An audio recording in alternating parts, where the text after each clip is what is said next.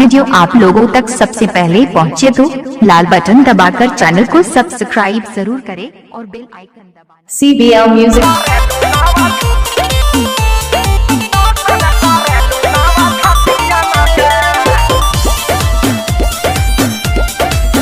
DJ Kamlesh राजा महाराज जान ले लीला ललकी घोघरिया से केहू बाचे न पावे नजरिया से जान ले लीला ललकी घोघरिया से कतनो कट बचानी होई ना परेशानी पानी पियले बानी और घटियन के। अरे कौन क्रीम लगाती है रे? फेयर लवली है कि बिको? हाँ टर्मरिक लगाती है। अरे यही से धापा धापा उजर लगातिया तो कौन लोशन लगा लुबे हो पड़ोसन की शोषण करेलू नव छटिया लोशन लगा लुबे हो पड़ोसन की शोषण करेलू नव छटिया अब तारा ना बुझाई। अच्छा तारे ढेर बुझाता। डीजे कमलेश राजा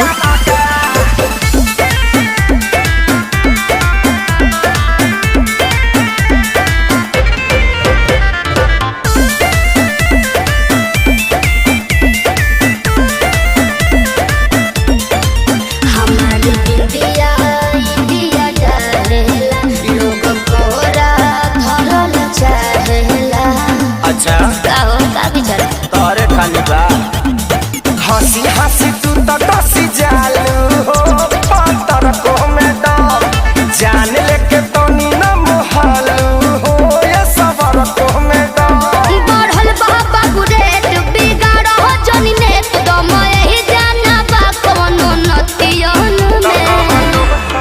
सुना मैडम का हमनी के संस्कारी हो जा। अच्छा ऐसे गाड़ी मत दना तो हम छूल दे रो दे ठेहुन से तो कवन लोशन लगावे लुबे हो पड़ोसन की शोषण करेलू नव छटिया के कवन लोशन लगावे लुबे हो पड़ोसन की शोषण करेलू नव छटिया के।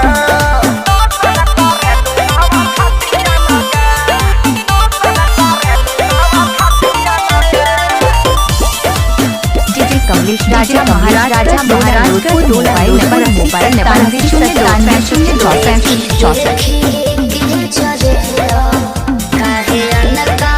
नंबर 94 ऐसे काहे घुरिया रहे हो जी?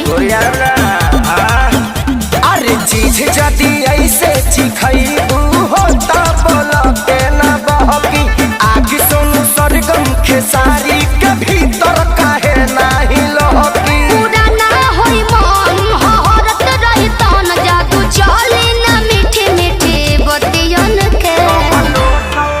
सुना ओरचन के संगे घाटी आजादो जी के लाठी बार बार ना मिले ऐसन का पकड़ लो ना तो कवन लोशन लगावे लुबे हो पड़ोसन की शोषण करेलू नव छटिया के तो कवन लोशन लगावे लुबे हो पड़ोसन की शोषण करेलू नव छटिया के।